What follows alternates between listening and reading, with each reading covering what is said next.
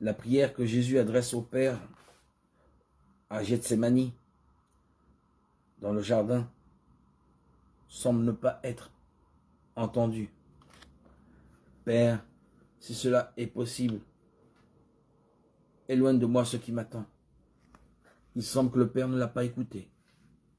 Le Fils devra boire la coupe de la passion jusqu'à la lie. Mais le samedi saint n'est pas le chapitre final, car le troisième jour, c'est-à-dire le dimanche, il y a la résurrection. Le mal est le maître de l'avant-dernier jour. Souvenez-vous bien de cela. Le mal n'est jamais le maître du dernier jour. Non, non, de l'avant-dernier. Le moment où la nuit est la plus sombre, juste avant l'aurore. Là, dans l'avant-dernier jour, il y a la tentation, où le mal nous fait croire qu'il a vaincu. Tu as vu, j'ai gagné.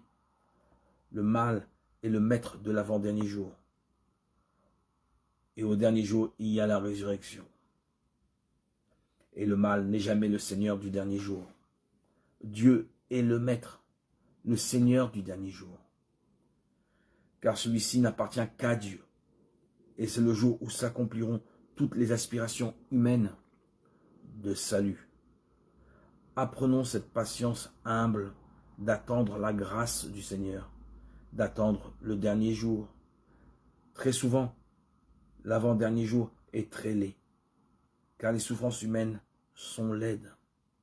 Mais le Seigneur est là, et au dernier jour, il résout tout.